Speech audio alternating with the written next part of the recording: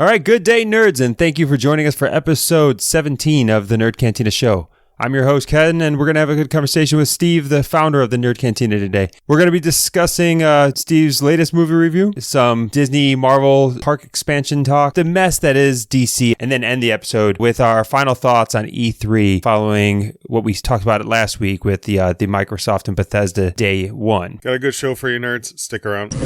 Calling back all nerds. Nerds!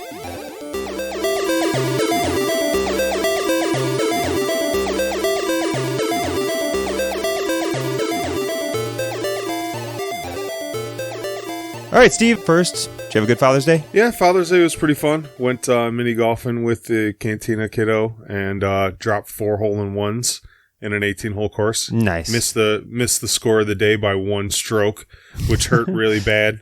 There was 2 holes where there was a giant hill to get up, and I muffed the hill and it came back at me and I had to start over again. So if I'd have hit those 2 shots over the hill on the first off, I'd have beat the best score of the day by 1 stroke, and quite disappointed in myself. As you should be. I barely got out of pajamas and played board games. So it was a good day for me. There you go. But we can get started. I know you watched Men in Black this week as really the only movie that you got through. It's been a busy summer so far, but this week it was just the one. Men in Black International. See, these reviews are kind of really hard for me to write. Was it a good movie? Nah. Was it a bad movie? No. Like the first Men in Black was kind of groundbreaking, and they've kind of petered off since then. This kind of just picked up that baton running. They didn't really do anything new and innovative, but it fell right in with the rest of them as far as quality, writing, acting. It wasn't bad.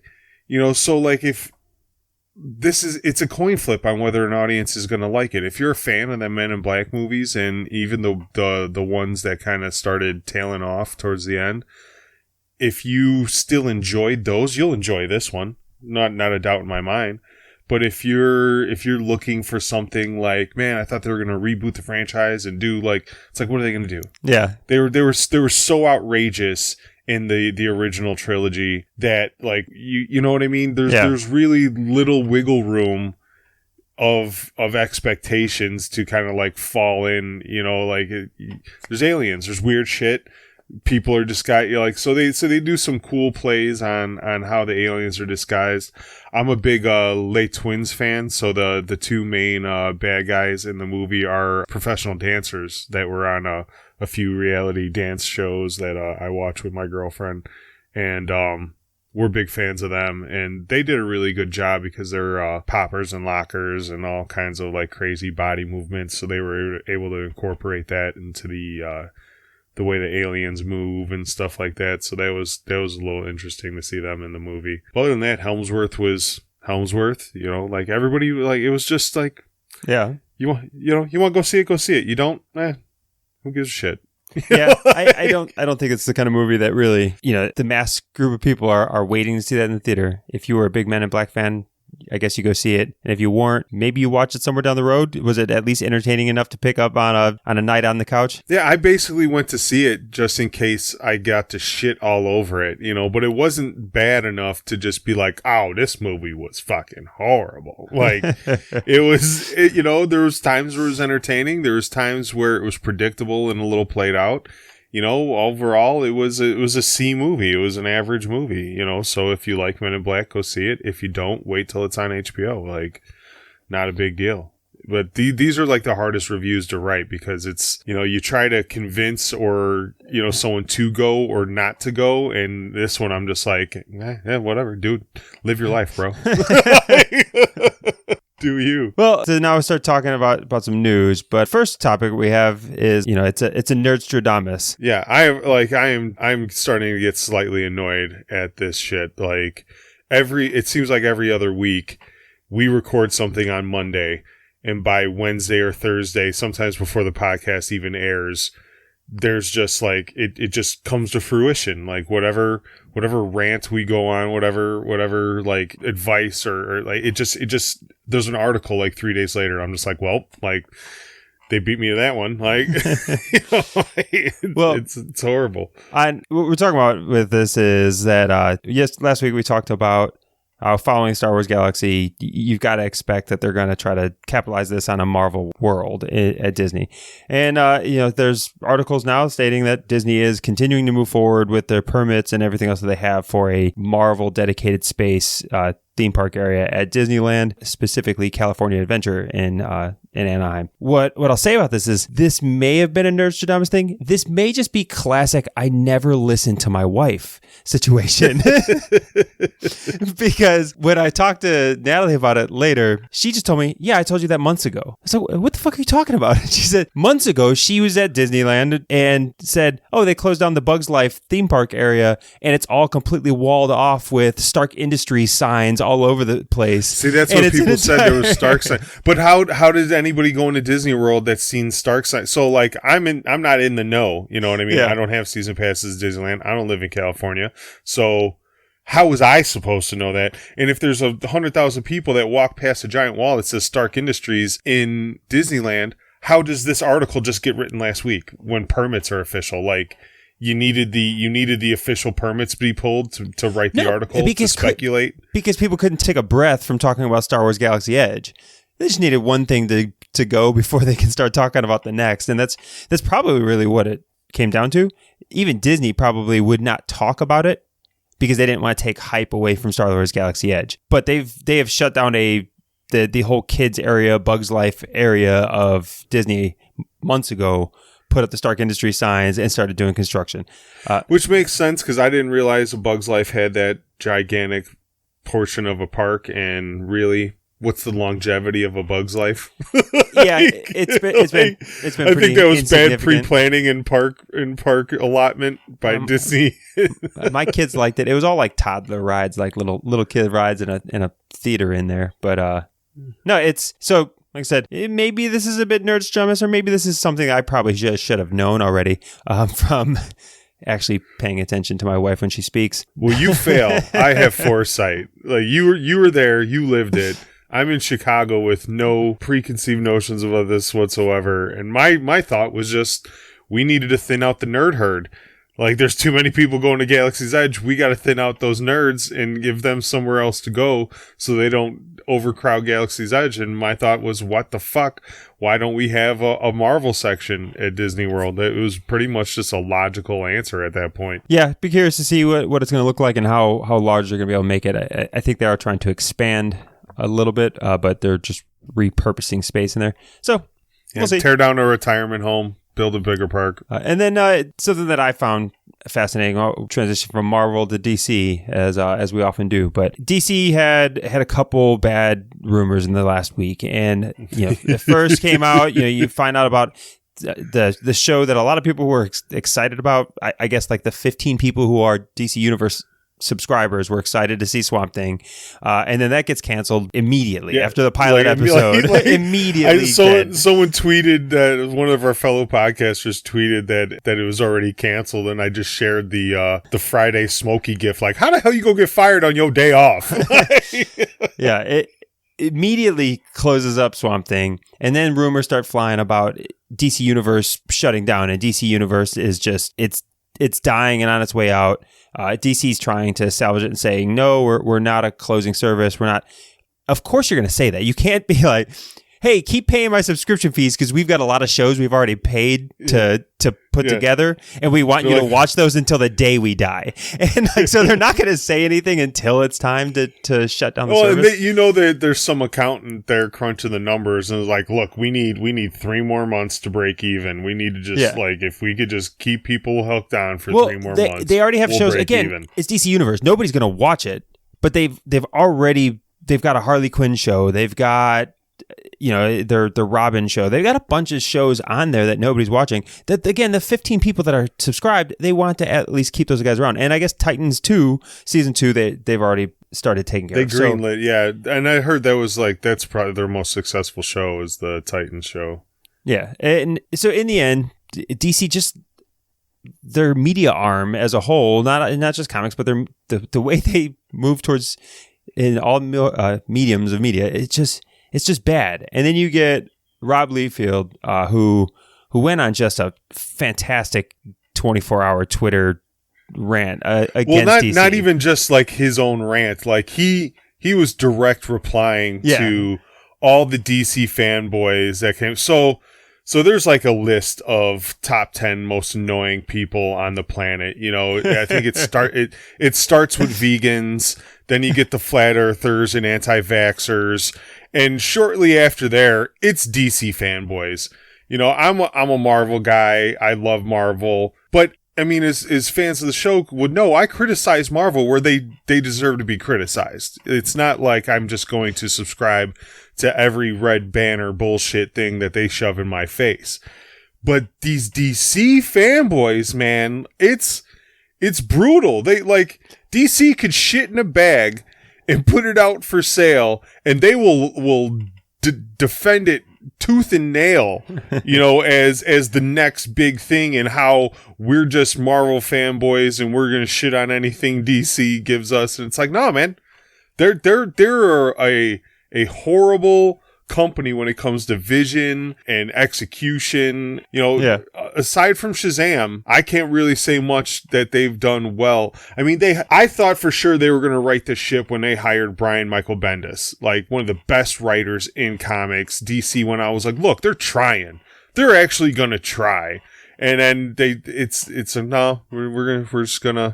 we're gonna pay people to do shit. You know, we're gonna handcuff people and tell them they can't do certain things, and we're gonna steer. You know, we're just gonna drive this truck into the wall like we normally do. You know, and to see Liefeld actually admit it and then get a bunch of shit. You know, and this is a guy who's worked for DC, knows the inner workings. Not anymore, but you got a guy who's in the know. And then people are tweeting at him from their mom's basement like they have any fucking insider perspective on how this fucking company works. Yeah. You know, they just know that they're never going to take off their Batman fucking Speedos, and they're always going to love this shit. So how dare you talk bad about it? They're really the fucking CrossFitters of fucking the comic world. Like, they're just so fucking annoying. Hold on, I've got to keep a list going of what fan base you just fucking killed today. Oh, I just shit on a handful of people. I did. Number one, vegans, which I feel like you were trying to take a shot at me, but I'm whole food plant based. I'm not vegan. And CrossFitters, DC fanboys, anti-vaxxers, flat earthers. Yeah. All right.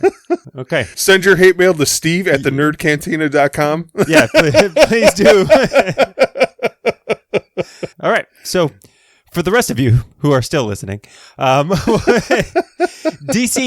is they are just a mess of a company in the sense that, yeah, I mean, DC still has, and even in the podcast you had with Brian Wayne, where Brian brought up all current arcs in DC that are fantastic. There are still good things happening in DC Comics, but the problem is the comic arm of these companies, DC and Marvel, is not where they're making their money anymore. No, it's not. It is a digital age, and that's a lot of what Rob Liefeld was talking about. It is a digital age. The delivery system matters, and the delivery system has to be digital. And DC is just garbage. They cannot put together a coherent direction forward. You know, they shit themselves every time they come up with a movie, and they can't find an audience. And it's honestly not hard to just copy a Marvel framework.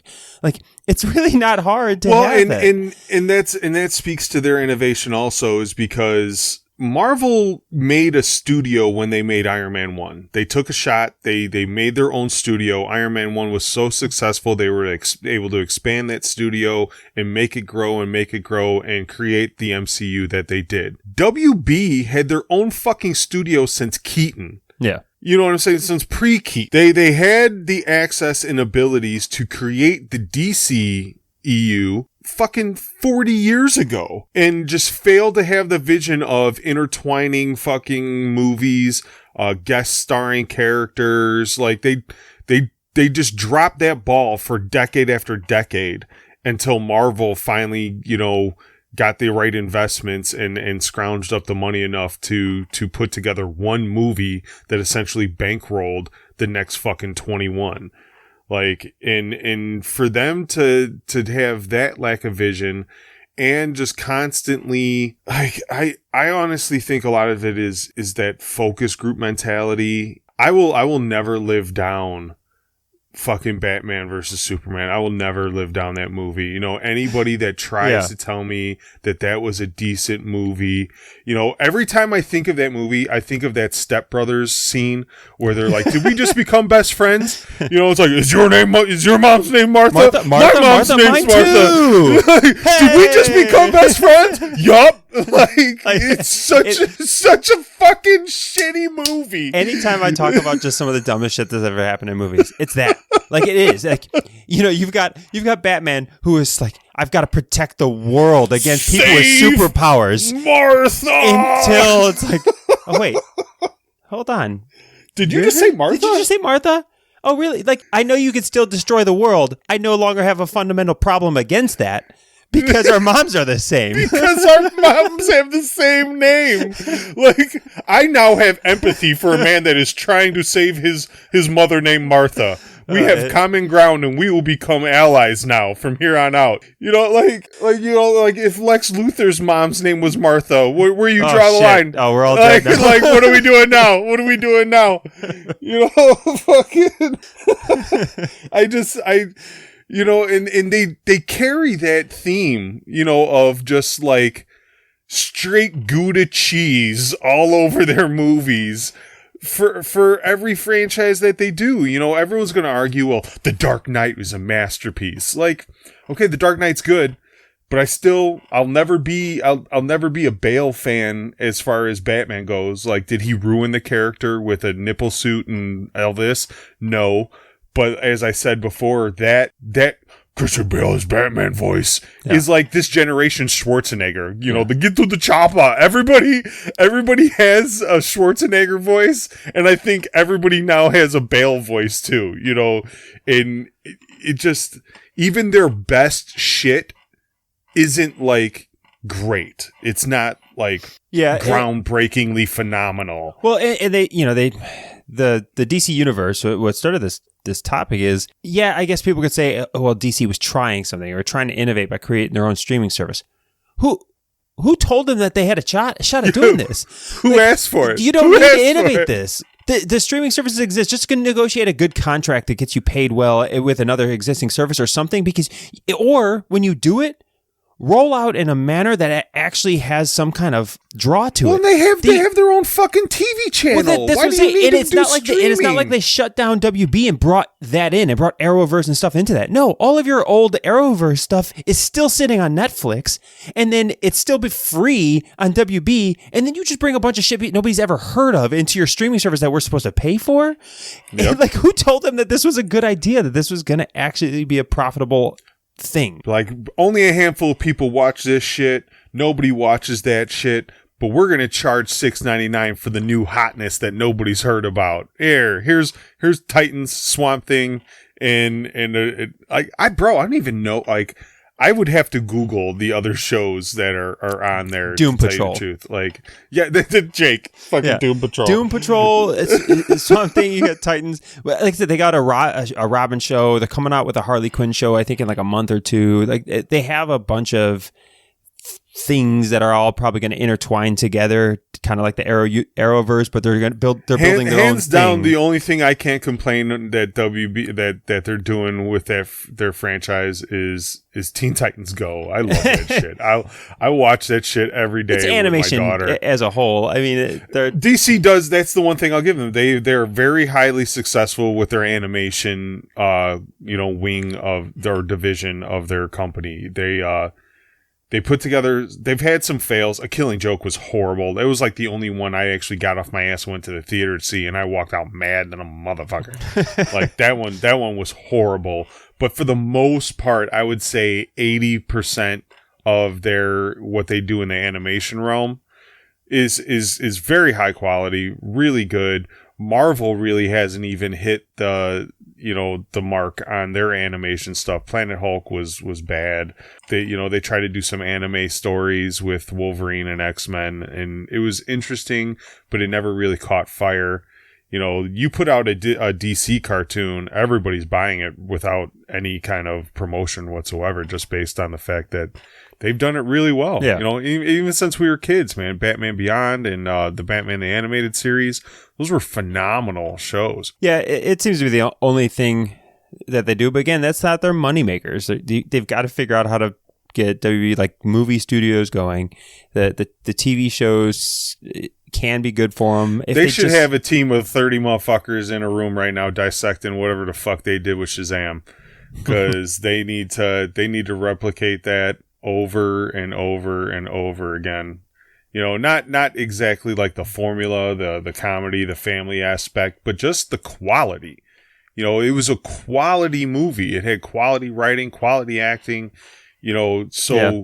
Whatever direction you want to point the theme in, whether you want it dark, whether you want it, you know, comedy or whatever, try to find that quality and associate that quality with it. But that's part of, you know, their issues. They try to maintain that dark feel. You know, Batman's, you know, the DC fanboys are never going to excuse if Batman turns into a Tony Stark, right? And is just telling jokes, and you can't go back. Well, see, that's not Batman. That's Michael not Batman. Keaton That's Green Arrow. Yeah, that's Green Arrow. So they have a Tony Stark type character in DC, so they could give that. But I'm saying, but Batman's their linchpin.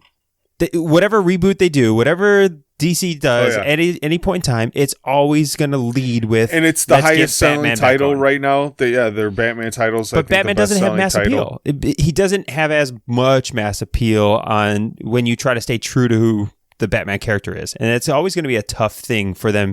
Like, you know, Iron Man was a great start to the Marvel universe, because you didn't have to be a comic, like Iron Man wasn't even a major comic book character. Like, I mean, nobody. Well, it's really shitty for them, because if you were to Family Feud answer, you know, comics, all right, you know, so Steve Harvey is up there and he's like, name me the most famous comic characters, and you hit that fucking buzzer. Superman, Batman, Wonder Woman are going to be in the top three. You know, maybe not Wonder Woman, but Superman, Batman are for sure the number one and number two answer. You know, survey says fucking Superman. So you have the two most iconic characters in comic book history. And like, what the fuck are you doing? Like, what the fuck are you doing? You know, and I think that Marvel has proven that if you do it right, you're going to make $1 billion. You are going to make a fucking $1 billion. Spend what you got to spend to make it good. Don't be cheap. Don't find someone with a unique vision that you believe in and let them make a movie. Stop asking Twitter. Stop asking audiences. Stop trying to cram a bunch of like semi-good ideas into one amalgam of a shitty ball of a movie. Like, just find someone with a great vision, like a James Gunn. Like, I mean, Nolan's great, but let them do what they do. Yeah, I mean, what they really need is they need somebody who has the actual like understanding of how to build a longer arc than a single movie, than a single cast. And that's really where, like, you know, you get your Kevin Feige and you get people in Marvel who, from the outset, kind of had an idea that, hey, we're going to make this bigger than a movie. We're going to make this a universe. And Thanos was in the end credits 6 years ago of these movies. They knew where they were going with it. And they knew they wanted to build off each other and to continue outside of a single movie arc. So I think, again, DC, it shouldn't be hard for them to just kind of copy this model. They have plenty of material and plenty of canon to go pull from. I think what they struggle with is trying to find mass appeal in what really probably should be like rated R movies in Batmans and stuff. It really should be darker, heavier hitting, gritty type movies. But then they're going to, you know, I don't know, Batman Forever these things and try to find a mass appeal. Well, and they made Superman that dark. So, like, you know what I mean? The wholesome Captain America-ish character that they have, that is supposed to be, the fucking symbol means hope, you motherfuckers. Like, it fucking means hope. You know, like, it should be a bright, hopeful, optimistic, the world could be a better place with men like Superman in it type movie.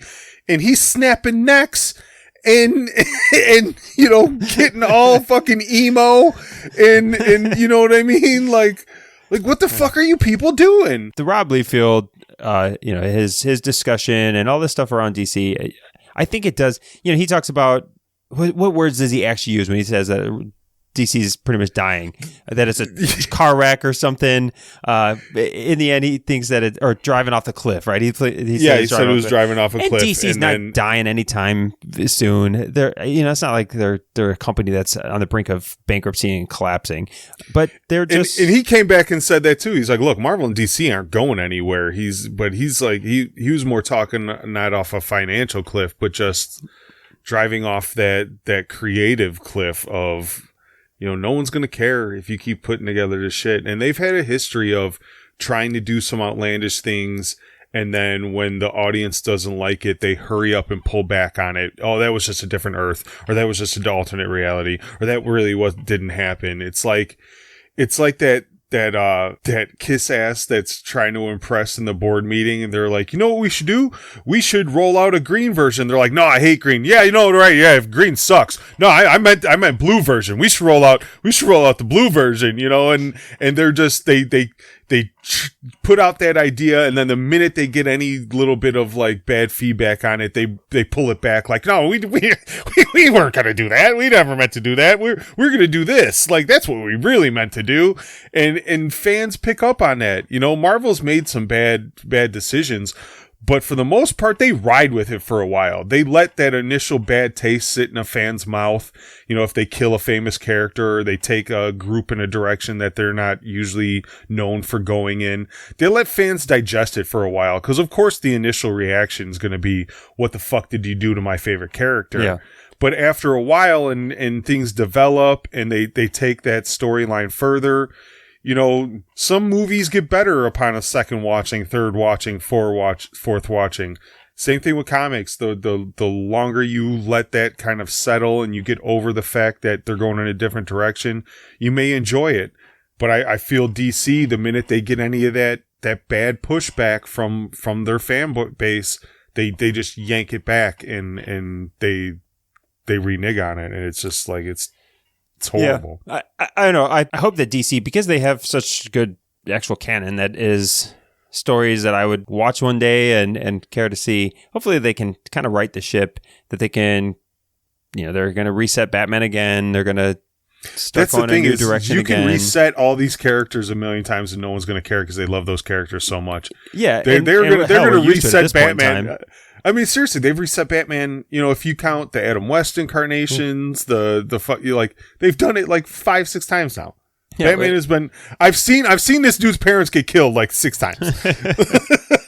But I'm hoping that like DC Universe, you know, maybe those shows are somewhat good, and maybe you should have done what you should have done in the first place and tried to compete against Disney and just sold the rights to a DC Universe to Netflix. Or Amazon Prime. That was my Nerdstradamus prediction in the Facebook group this week is Netflix and WB come to like some kind of merger agreement or something to where is, look, man, you guys take it. Marvel pulled all their shit. You guys did Daredevil great. You did Punisher great. That whole series was kind of up and down with the, you know, the Iron Fist fell off a little bit. But all of it together is a pretty quality series, you know, yeah. The Defenders and stuff. So I'm hoping, you know, DC does the same. Like, look, Marvel pulled. We shit the bed on our streaming service. So how about you guys help us out? We'll lend you these properties. It'll give you some better viewership, and it'll help us wash our hands of the turds that we play in every day. Yeah, I hope it goes that direction. Either way, I think DC Universe, I think the rumors probably have a lot of truth behind it. I think DC Universe is probably looking at folding up or looking at how they're going to get out of being this independent streaming service. It doesn't seem to be working. I mean, if you're creating all these TV shows and nobody's watching, it's got to be hemorrhaging money. It's got to just be hemorrhaging money. All right, but well, let's come out of some of the TV movie talk and move into video games as we wrap up what was still a big week for video games last week on E3. And again, our last episode, we talked about day one. We talked about our thoughts on Xbox and Bethesda, really, which was all that had come out at our recording last time. And some of our Stadia thoughts. And Google Stadia as well. So really, we're picking up on days 2 and 3. And I think they had a little bit of stuff on 4. But Steve, what were your thoughts? I know last time I got in trouble for blowing up your outline. Let's I didn't do as much homework on. Yeah, I didn't do as much homework on this time. Because with having so many days, we wanted to be able to condense it into kind of what was important. And really, aside for a couple games, Nintendo pretty much had the best, I say, weekend. It definitely had the most had interesting panel. I mean, it really wasn't a conference. It was just again, I don't know why they do these things. Why they do these conferences if all you're going to do is just play a recorded show that you could have just done anytime. Yeah, I mean, in the past, it used to be like actual gameplay. And then after the conference, you go out on the floor and they got 50 Xboxes booted up with the demo in there, and you could actually play the demo. They've really kind of moved away from that stuff now. Like, it is, like, I don't know, man. A lot, we talked about it last week with SDCC. A lot of these cons I don't see surviving over the next 5-10 years, or at least being what they initially were conceived to be. But with that said, Nintendo came out with some interesting news. For all the Smash fans, I'm a big Banjo-Kazooie fan. I named my cat Jinjo. Because of Banjo-Kazooie. I own every, I have the cartridges for 64. I bought the rare replay so I could play all the Banjo games on my Xbox. I love those games. And you can now play Banjo-Kazooie in Smash, and it looks dope. It looks really, really good. I think all the Banjo fans, it does have kind of a cult following. I think they're really super pumped, and it revitalized that. Not that Smash gets stale, but it does have its ups and downs as they release characters of the buzz around Smash. That game's never going to go anywhere, but it does need to be revitalized every once in a while. And throwing in a character like Banjo-Kazooie, I think really did that for them this time. I've never, I guess, really was a big Smash fan. I just haven't owned a Nintendo console in a long time. Banjo-Kazooie, bringing them back and Smash them maybe. I don't own a Switch yet currently, and I've always been I'm right on the fence of buying one every time I see it. Man, I really need to get this. I need to be able to play some of these games. Yeah, And what really might do it is the Legend of Zelda sequel. I love these Zelda games. Yeah, the first one almost got me on Switch just for Breath of the Wild. Oh yeah, in the first place. Oh, for sure. And then now, I don't know how I fought that one off. I really don't know how I fought that one off. It's basically I have no time and kids, and I thought it would never make it out of the box for the first couple months. But yeah, the fact that now I can buy a Switch and catch up on 2 really dope Zelda games. Okay, they dropped that price point down $50, man. You're really gonna make it really hard for me to walk out of Target without a Switch in my Black car. Friday sale or something, and you know what I'm saying? Man, you hit that price point, and it's gonna be really, really hard for me not to walk out with a Switch. So if there's any Nintendo execs listening to this, send a brother a coupon or something. Yeah, there's another shameless poll. Hey, whatever. Staying on the Zelda tip, though, they did remaster Link's Awakening, which was a Game Boy version of a Zelda game. The remastered version for the Switch looks phenomenal. It looks so good that it is another Zelda must play. It's so colorful, and you can tell it was an old handheld just based on the way this, the UI is and the way everything is. But it looks really good. You can't go, you really can't fail with a Zelda game. It brings a lot of nostalgia to people. It is, probably the best RPG franchise ever created, so as long as they keep churning them out, they're going to get people to spend their money. Yeah. New Zelda game just invokes the take my money memes like crazy. I don't know.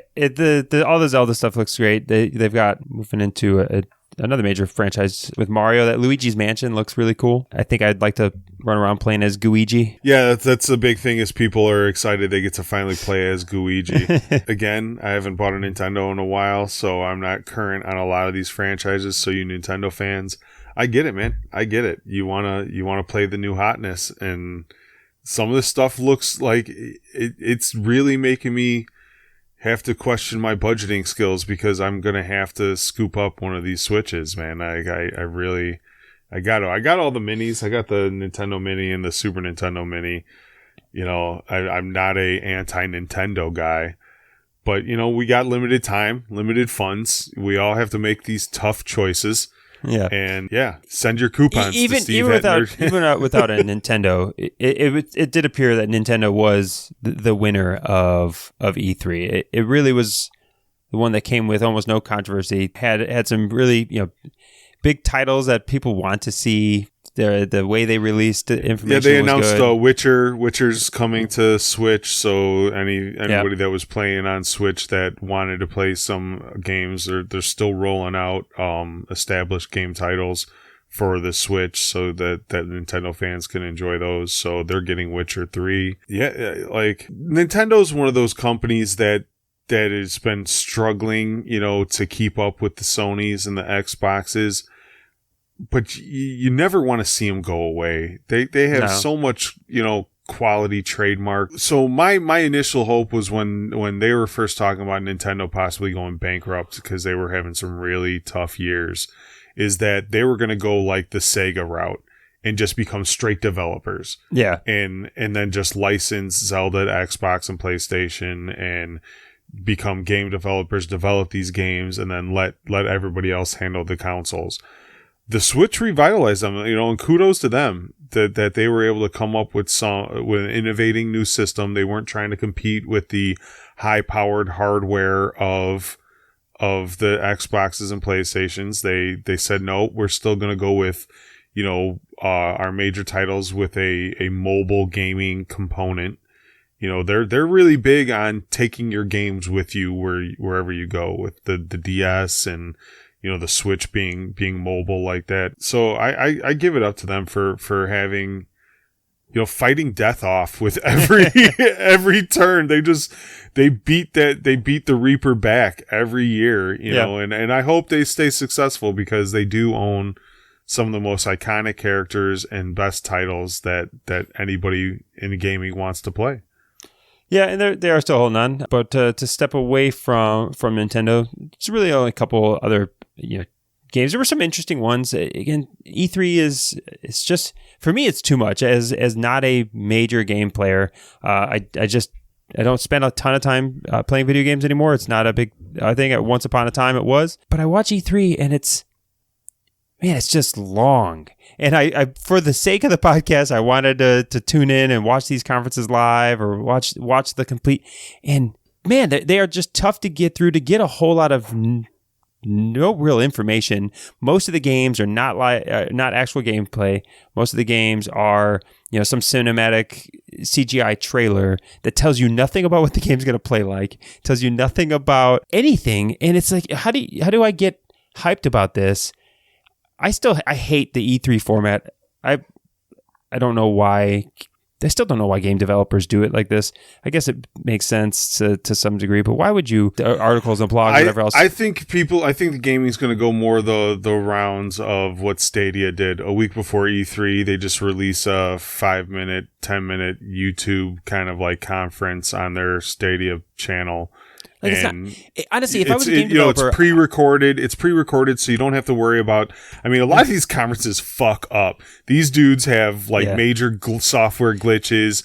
They're not public speakers, all right. I was gonna say you got a bunch of nerd ass developers that have never. The guys from Bethesda that came out for Fallout, like I felt bad for those dudes because they literally had to walk into a room of people that have been shitting on their game for their fucking.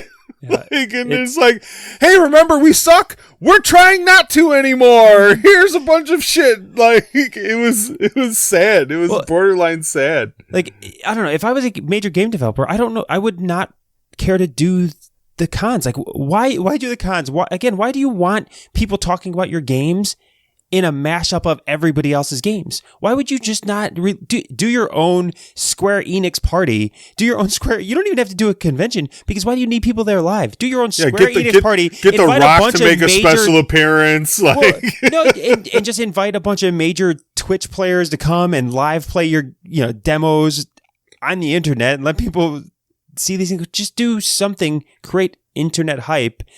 You don't need these live events where you're just hidden behind a whole bunch of other people. It just doesn't make sense to me. And then as a viewer, as somebody who was really trying to see it, unless you're a super video game guy, I don't know why you endure just sitting watching all these things to really learn nothing. I could just for 10 minutes watch the trailers later and still gain the same amount of little information that I would have had watching 3 hours of a conference. Well, and you take a big risk at doing like these live conferences, because if you do fuck up, that's all people are going to talk about. Yeah. Like whatever game you're promoting and whatever game you're putting out there gets put to the side because your fat shit developer tripped as he was walking out. Or he could, or he couldn't, like they have such a giant room for error to where, like, is it really worth it? Should you not just take a week, shoot this in a studio, put the footage out that you want to put out? Like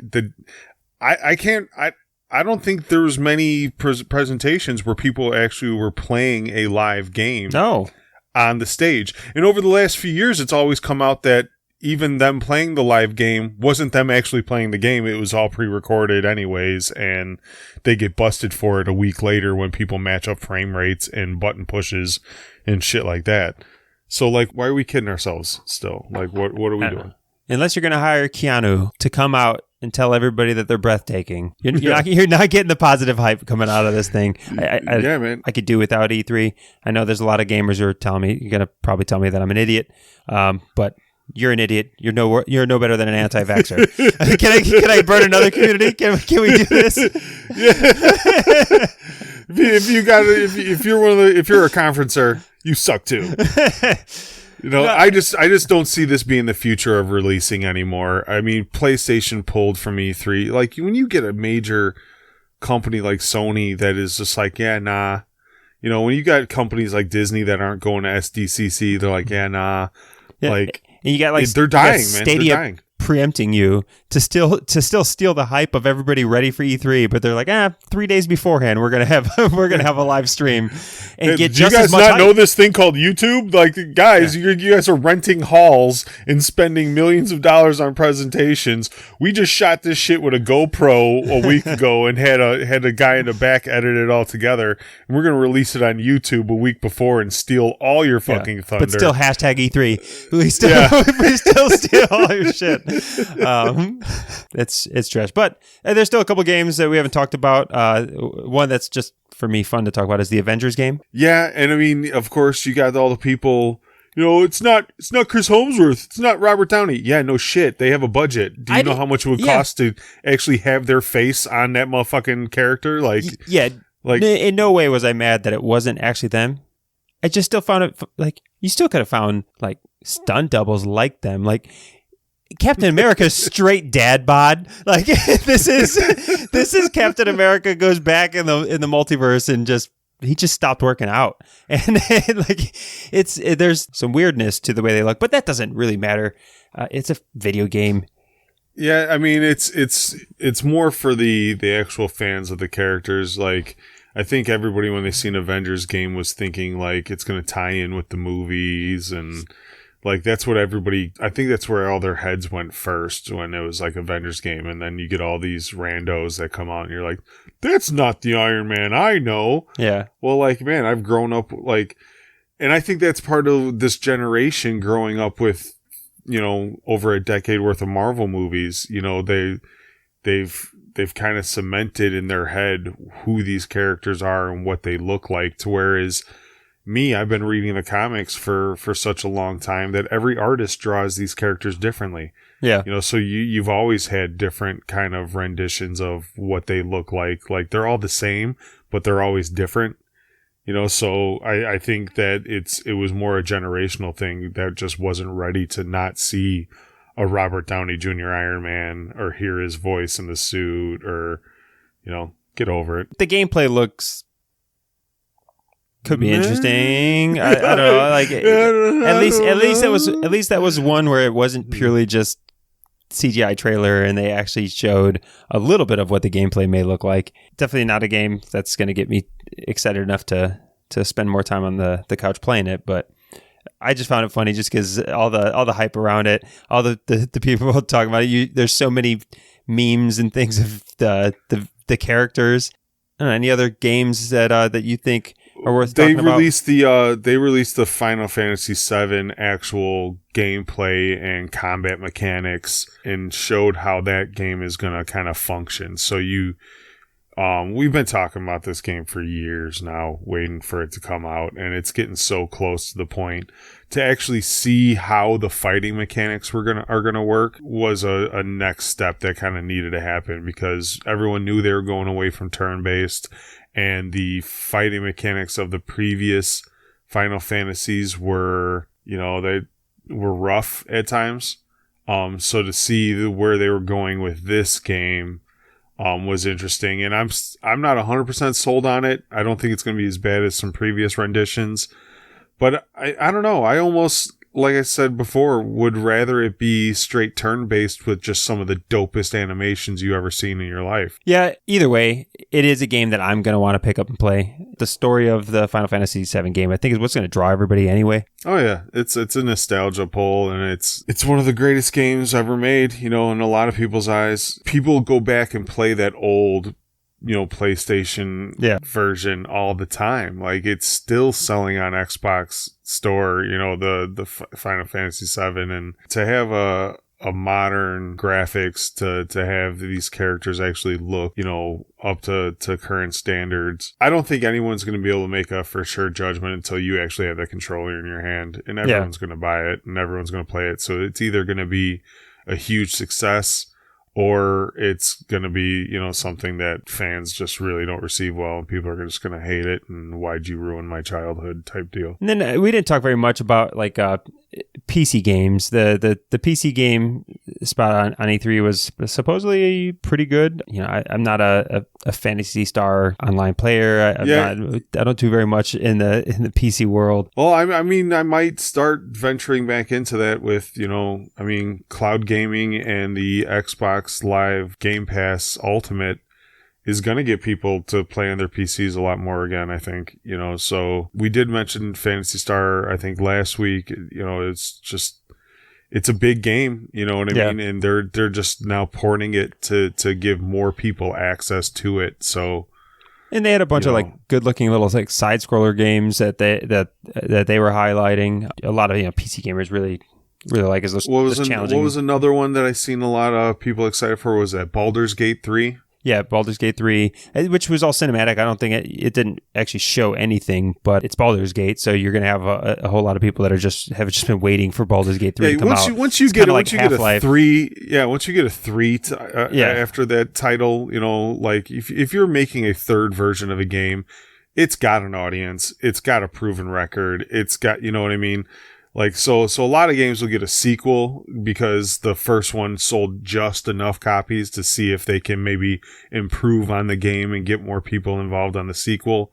But once you hit a third, that means that you've really kind of established a franchise, and it's worthy of having a fan base. Yeah, and then there's a couple games that I would go out and play if I got a chance. Like there's that Evil Genius game. I don't know if you saw that one, where it's just a bunch of villains setting traps and trying to kill themselves. I would have fun with that one. There's also that melee fight game. I don't know if you saw that. It's like a battle royale game, but it's all just purely melee based. Yeah, melee based. Yeah, that one to me would be an interesting game to play. what is that? Yeah, That's a they Bleeding kind of Edge. pitch it. Yeah, they kind of pitch it like a first-person shooter without guns. Yeah, just running around mixed with like a Street Fighter. You know what I mean? Like, yeah, it's like a Mortal Kombat, but open world-ish. So you can. It's an interesting concept. I think I'd have fun playing something like that because in my head I just picture, you know, Call of Duty where you can only knife people. So you're just running around, spamming that. It's slaps only on GoldenEye. That's But no, like if they do it right, it could be fun. It could be really fun. I know one of the big letdowns of E3 is that everybody was expecting a Fable game. It was highly rumored that they were gonna announce a continuation of the Fable storyline, either a prequel or a reboot of some sort. And when Xbox came out and that didn't happen, I know a lot of people were pissed. Well, you got any other final notes here for E3? No, I think that's it for E3. I'm sure that some people might have we might have missed some people's favorite franchises, and I hope they leave some comments or let us know where we dropped the ball. It's part of my problem with E3 is we missed good games and we didn't talk about them all. But this is why why release all of these games all together? Because it gets missed in the noise, I'm sure. And if we did, make a comment on our show page or join the Facebook group and tell us what games you're excited about. Call a voicemail, send an email, just shit on us however you want. It's fine. We'll take it. I think that wraps up pretty much the news for this week. Wasn't too, the video game world kind of sucked the air out of the room this week. Maybe next week we'll get somebody going off on a new Twitter rant or somebody will do something dumb and make the week fun. We're counting on it. Thanks again for listening this far into episode 17. Again, we're always trying to create a community. If Steve deeply insulted you today and challenged who you are as a human being, we encourage avocado toast, you dorks. we encourage you to join the community at thenerdcantina.com/Facebook. And I implore you to find the edge of the world and go fucking fall off it. Okay, assholes. If that's what your life is about, please find the ice wall, climb up that motherfucker, and jump off and do us all a fucking favor. Man, I'm trying to bring them back into the fold here. No, fuck them. Fuck them all. Fuck them. You're ruining everything. All right, let's reset with some professionalism here. Never mind. No, not gonna happen. Not gonna happen. I don't have it either. All right. But yeah, well, like we said, join the community. Let us know how we offended you, or if you agree or disagree on any of the subjects we talk. Once again, this is the start of the conversation. We host this podcast just to start conversation. We carry it forward in all our social media platforms and our groups. If you want to support the show, do so by sharing our episodes, subscribing on YouTube, subscribe on your podcast player, give us a rating and a review, become a Patreon. Give me $1. Come on now. We're sitting here every Monday morning. It's early. We're recording a show for you. If you got a fucking $1 you could spare, I'll take it. If you could see me right now, I'm shaking my soup can with a couple quarters in it, asking for your dollars. That's the street performer level of Patreon. The $1. I know you've thrown $1 in somebody's hat. Yeah. Who was playing a bad rendition of some song on the street corner. Hey, I mean, if I gotta get a 5-gallon bucket, some drumsticks, and go play Cotton Eye Joe at the fucking Subway to get dollars, this is gonna really suck. Oh. But I'll take a couple bucks on Patreon. Y'all got that. And and if you can't tell, we ain't too proud to beg. No, not at all. But thanks again for listening. We enjoy all of what we're doing so far here, and enjoy the community. Engage with us. Let's continue having these conversations. Thanks again, nerds. Take care, guys. Real quick, we just wanted to mention one of our favorite new apps, which is Podcoin. So assuming that because you're listening to our podcast today, that you happen to be a podcasting nerd. And if you are, I can't see any reason why you wouldn't want to get paid for your time. I'm a big fan of getting paid to do stuff that I do in my daily routine anyways. I sign up for all the rewards programs possible. And with Podcoin, you actually get paid to listen to podcasts. So every minute that goes by that you're listening to your podcast, you are throwing away potential money. So go ahead, download Podcoin app on either through iTunes or through the Google Play Store. And when you sign up with the promo code Nerd Cantina. One word. That'll get you 300 free coins towards your account and get you on your way to earning that first reward from either Amazon gift card, Target gift cards, all kinds of things. You can also donate your coins to your favorite charity that they offer. If you're going to be listening to podcasts anyways, you might as well get some free stuff for doing it. So download the Podcoin app, put in the code the Nerd Cantina, get your free coins, and start earning money while you listen to our show.